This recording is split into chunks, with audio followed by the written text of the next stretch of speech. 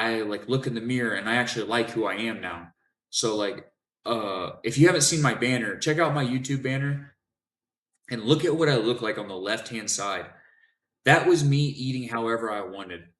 Me on the right side, that's me with dialed in, locked in, and it's from a few days ago actually. I'm telling you right now, I'm 1,000 times happier on the right side than I am on the left. What's going on, boys? Patty here, and in today's video, I'm going over what I eat in a day, or every day, should I say, and then why I eat the same thing every day. I have Discord pulled up. I wanted to show you guys my phases that I go through in order to reach like the low body fat percentage. And so, hold on, let's scroll up here real quick. So this is what I was just running last week, and I had been running for just about, let's see, April 1st or April 5th, May 5th, June 5th. So just a little over 2 months or 8 weeks. I ran this diet right here. It says diet model high performance cut phase, and it's 41% protein, 11% fat, 48% carbohydrates. If you guys don't know by now, I run a low fat diet. It works for me. I understand it doesn't work for everybody. It's enough for me. My hormones are great. Everything's in check. No need to worry. People tell me you need to do this, and it's like who are you? Who are you to tell me what I need to do? Do you think if I had problems with hormone production and stuff, don't you think I would like change things up? I've ran keto diet. I've ran carnivore. I've ran high carb, low carb, low fat, like literally every diet that you could possibly think of. And I could show you my physique results on every single one of those diets. If I had a problem with the diet model that I'm currently running, it would change and I would do the most efficient tactic available to reach my goals. And so, with that said, I have 144 grams of animal proteins, and then you'll see it in parentheses. I have 176 total proteins because I track the animal proteins, and the leftover proteins are kind of just whatever. They're kind of like just calories that are in the ether. 21 grams of fat. I really calculate how much fat is going into my body and where the fat source is coming from. It's almost exclusively fish and eggs, and oil and or like cooking spray, and then oatmeal is another one because oatmeal has a little bit of, as you can see, has a little bit of fat, and then cottage cheese if I'm running the low fat cottage cheese rather than fat free. So that's where all of my fat comes from. The only source of saturated fat, I believe, is the cottage cheese. Everything else is omega 3s. So this is why hormone production is S tier for me with what I'm running, because I get all of my fat exclusively from omega 3s. And then hormone production is brought about through cholesterol. So the body produces like almost all of its cholesterol from your fat stores, like the fat deposits. That's where your cholesterol comes from. The liver processes it. Izzy wants to jump in front of the camera. I'm trying to stop him. In case you guys are wondering, I don't have like an obsession with holding my cat. He wants to get up here near the laptop because my attention's over here. But moving on, I have 202 grams of carbs, and then I have some optionals that I skip depending on the day, depending on how I'm feeling. And one of the optionals is to have a double serving of baby carrots. And there's some days that I don't need it, and some days that I did need it. So that's why the optional was in there. And the calorie difference was only about 50 calories, so it's not a big deal at all. Um, so yeah, as you can see, my diet consists of eggs, cottage cheese, potatoes, oats, Ezekiel bread, pickles, romaine salad mix, which is romaine lettuce, cabbage, and carrots. Then I got the baby carrots, and then as you can see, just more of everything else: tuna, potatoes, and cottage cheese.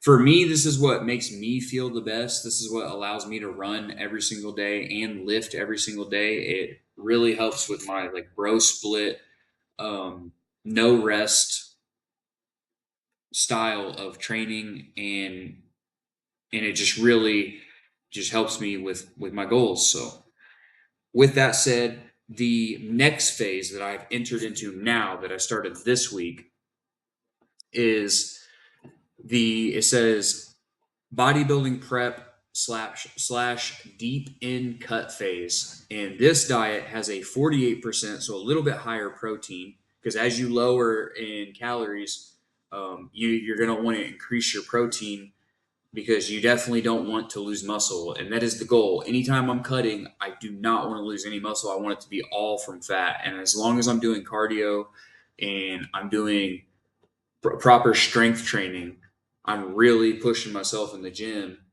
then I won't lose any fat. And a matter of fact, I felt like sometimes there's been times, because I'm only a year two bodybuilder, uh, there's been times where I felt like I even gained muscle during these deep in phases, which a lot of people would say is impossible, but I was getting stronger and I look bigger in the mirror. So I don't know how that works. But just going over it real quick, I have 48% protein, 11% fat. I like to keep the fats anywhere between 10 and 15%, even like on the bulk phase. On my bulk phase, I'll have it maybe up to 15%, maybe a percent or two higher, but it really doesn't go above 15%. That's so that I can gorge myself with carbs, and not pay the price, because they're only 4 calories per gram. And so, like when I do a refeed, which I occasionally do, I'll eat like 10 potatoes in a day, boil 3 potatoes, cut them up, and have like 3 big, like, weighty, hefty servings of potatoes. And by the time I'm done eating at the end of the day, my stomach feels like it's about to burst open. And you know what's crazy about that is sometimes I don't even hit maintenance doing that, because I don't add butter, I don't add sour cream. There's literally what is in my diet here, minus some like taco seasoning. Here, I'll show you that real quick. This right here is my taco seasoning recipe that I pulled off the internet, that I use for like virtually everything. I can put it on my salad because there's no salt in it. It's taco seasoning without the salt. So, um, I eat the same thing with just variants of the amounts. And like I said, on my refeed days, I can like eat a ton of carbs because I don't have a lot of fat in the diet. But moving on, for breakfast, I have 1 whole egg, 4 egg whites. That's pretty standard, with some cottage cheese. I drop the potatoes. So you'll notice my bodybuilding cut phase is the exact same as my high performance cut phase. The only difference is it's minus almost 200 calories, and then it's cutting a lot of carbs out. And then I bank my carbs. I carb bank. Like I just got done eating after a workout and I feel great. I feel super stuffed, and I'll tell you why. Um, or we'll get to why. Uh, 18.5 grams of fat. It's kind of the same principle as carbs. See, he wants to get up here. It's the same principle as protein. When you drop your calories, you want to make sure that your functionality macros stay the same or actually raise just a little bit. The only thing you want to cut out of your diet when you go to cut is carbs, just carbs, no fat, no protein. I mean, literally, yeah, 3 grams off in terms of protein from animals, from animal sources. My high performance in my deep cut phase, they're only 3 grams of animal source protein off, and then my fats are only one. I think it's let's see. Oh, so my fat is a little bit lower. But it's still the same percentage. So it really doesn't. That's what I meant to say, is like the percentage stays the same or increases, and that's kind of how it is uh, for the protein. It's raised a little bit, but 18.5. It's 2.5 grams off of my high performance phase, so not bad at all. And then 160 grams of carbs. You only need about 120 a day I mean, I only need about 120 a day to really feel good, but I don't want my calories to go that low. So, of course, we bump the carbs up because there's no point in bumping the proteins up. It does nothing for us. A lot of people think that like if you don't eat 200 grams of protein, you're not going to grow, which isn't true. My target body weight's 150 150 pounds. And so 150 grams from animal sources is plenty. And zero point 0.7 is actually plenty to grow. If I eat any more, people don't want to be my friend and they don't want to be around me because I fart and I stink. And it's just like I've done the whole 230 grams of protein, 250 grams of protein, and I fart nonstop. And it's like, it doesn't matter if it's from Whole Foods or if there's protein powder involved. Too much protein means I'm just going to have gas and I'm going to be peeing a lot because it's like literally wasted. It doesn't matter how many bricks you have to build the house. Like once you hit a certain amount of bricks, like say you only need 500 bricks to build a house, you don't need to supply the people at the job site with 700 bricks. It only takes 500 bricks to build a house. And we're not running a no carb diet, so there's going to be no pulling out of, there's not going to be, we're not running a starvation diet or a carnivore diet, so there's going to be no gluconeogenesis going on. There's going to be no burning protein as fuel. Like none of that is happening. We got plenty of carbs. And then another thing too is we're spiking muscle protein synthesis throughout the day by having our protein throughout the day, but then we're also banking the carbs at night, so we get one big spike and one big glycogen replenish, and it feels great, and it makes me sleep great too. Having carbs before bed, within 3 hours before bed, it makes me feel phenomenal, and I fall asleep like a baby. And the fact that I know I'm in a 200 calorie deficit, regardless of how many steps I had, makes me sleep even more, even better, just because like I'm taking all of the guesswork out of it. So just to go through it real quick, you can see the potatoes are taken out, the Ezekiel bread's taken out, no oatmeal. So a lot of people would ask. I've had people ask me. I've showed like 3 people this. One person asked me, bro, aren't you hungry between these times? And the answer is no, because of insulin and ghrelin. So your insulin spikes with protein, contrary to popular belief, but it doesn't spike as much as it would if you were to consume carbs. So the fact that I don't have carbs here, like an insane amount of carbs, I know the cottage cheese and the tuna, whatever, but like it's not oats or it's not potatoes. So the fact that it's not those kind of carbs that like actually get turned into sugar and fat and or spike your insulin and then later spike ghrelin, that roller coaster of insulin and ghrelin isn't happening.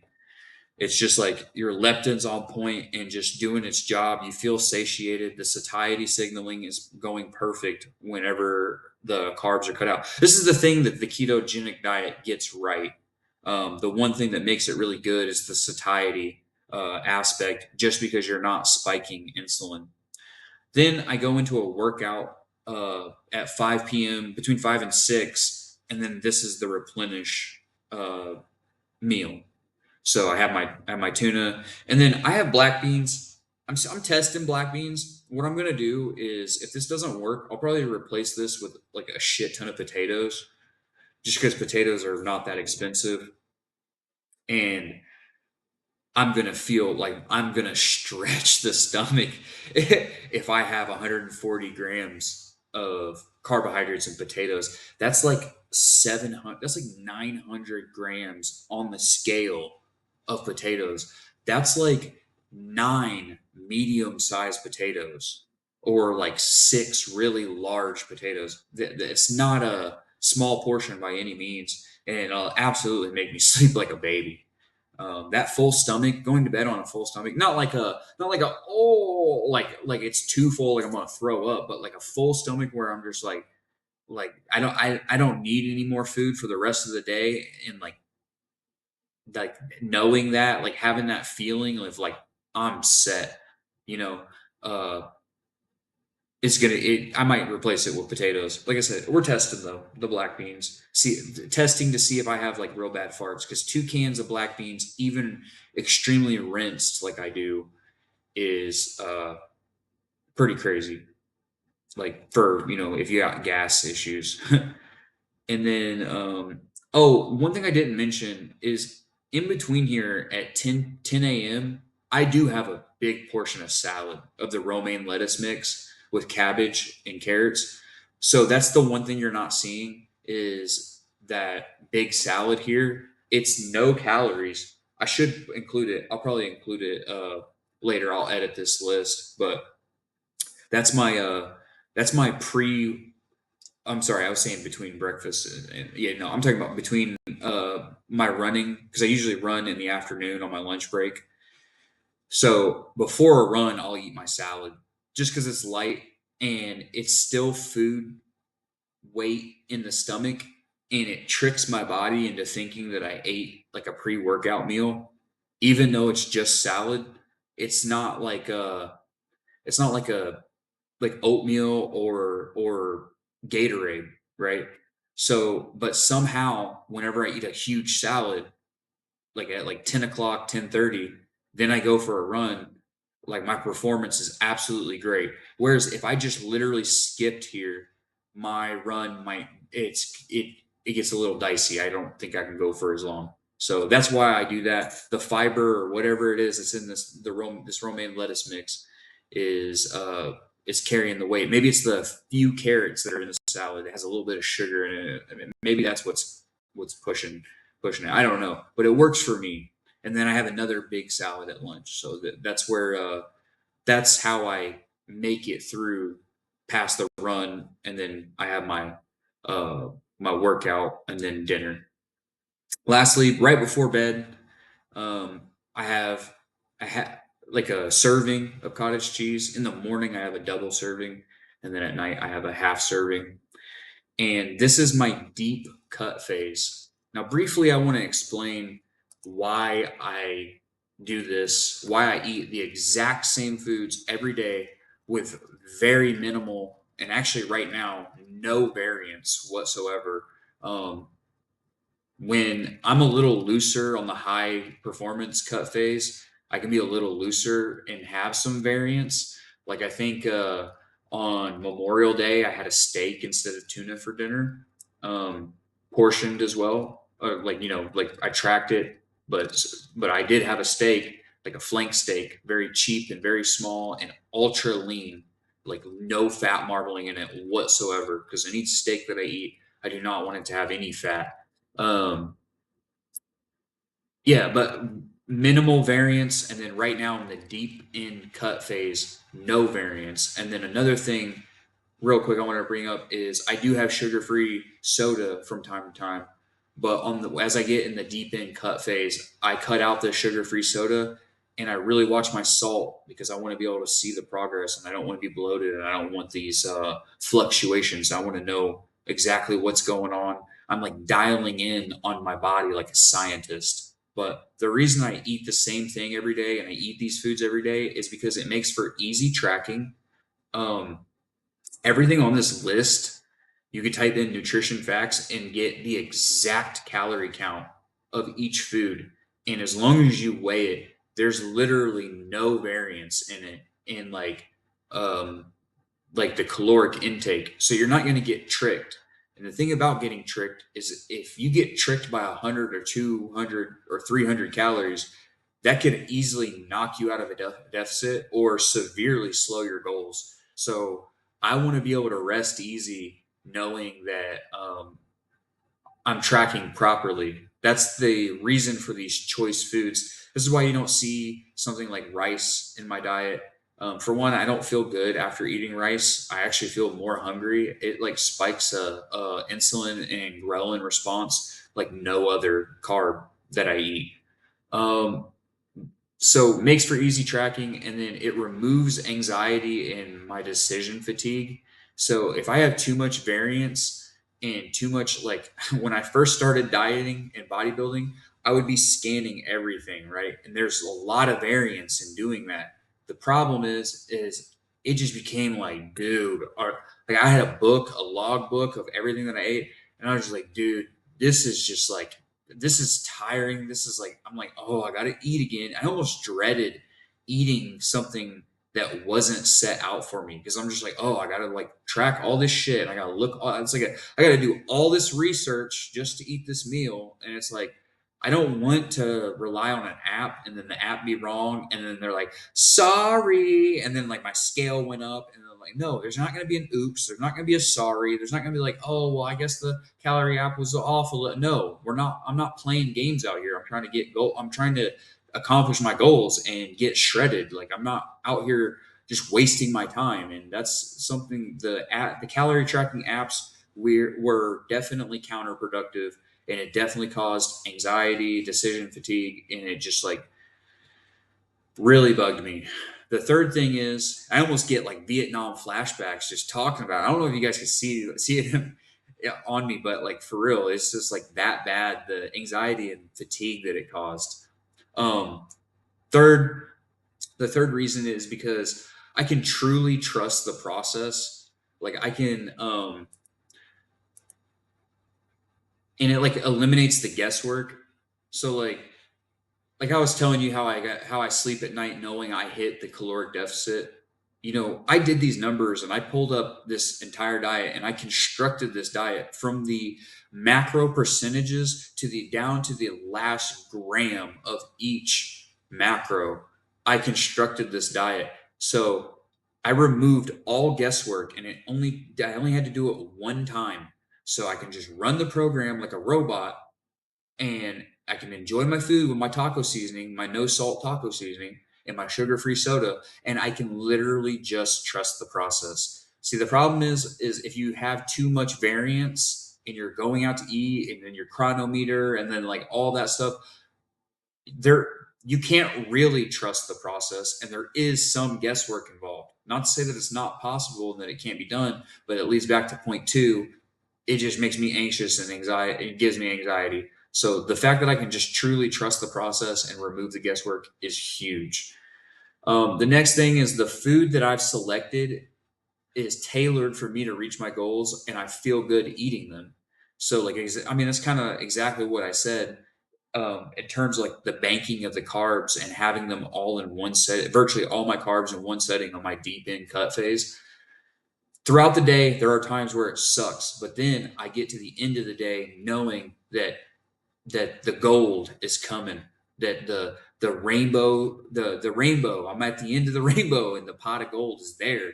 And that is like, I work hard throughout the day. I hit my run in the afternoon, lift weights in the evening, and then I get rewarded with this big old fat pot of beans or potatoes.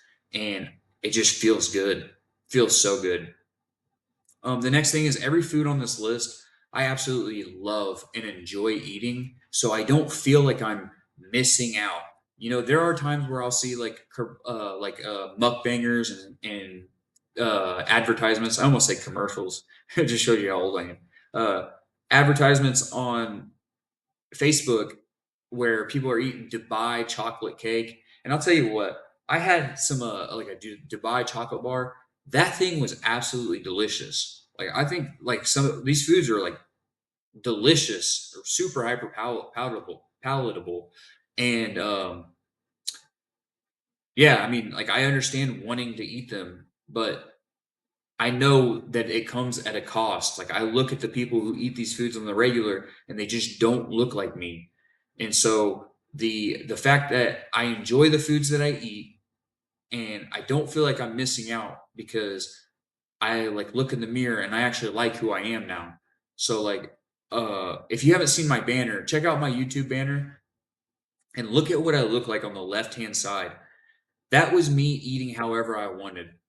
Me on the right side, that's me with dialed in, locked in, and it's from a few days ago, actually.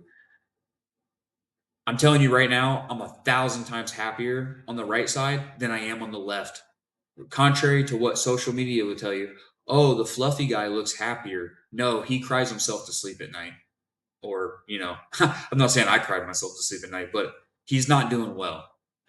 And then the last thing, this may not apply to everybody, and this may not even be beneficial to even hear for you because like you may just be bala shot kala, but your boy is a brokey, and so I can budget and I know exactly what I'm going to pay at the grocery store. Like I have this diet so locked in, I know exactly how much down to the cents. The only time I'm wrong is when they give me a discount on something and I pay less.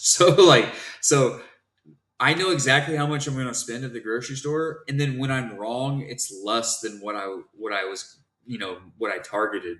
So that is absolutely huge for me because I'm trying to put my life together and hit my goals as well as not let it break the bank. And that's one of the reasons why I don't use protein powder is because it's like crazy expensive, and I just don't need it. I get all my protein from Whole Foods, animal sources, but it just breaks the bank for me because I like to buy the big tubs to get the most. You buy in bulk, you spend the less. You buy a little at a time and you spend more throughout the month because you got to keep buying these little tubs. So the bigger one is like $130 now, and it's like, you know, that's my whole week's worth of groceries right there. So I mean, seriously, actually, it's my groceries is cheaper than a tub of protein powder. That is a luxury food for me, to me, anyways. So, yeah, that's my last reason for the budget. It absolutely helps me crush my financial goals, my fitness goals, and yeah, so that's the reasons why I eat this exact diet you see on screen and why I eat it every day and why I enjoy it. It doesn't really hurt me. So if maybe hopefully I can inspire some of you guys to dial in and lock in and try to do this one time.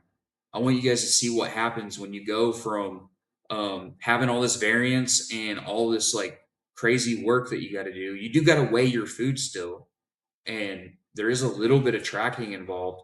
But once you got the program down, it's just like programmed and ready to run, and it's super efficient. So I hope this video helps you guys. Yeah, until next time, boys. Peace.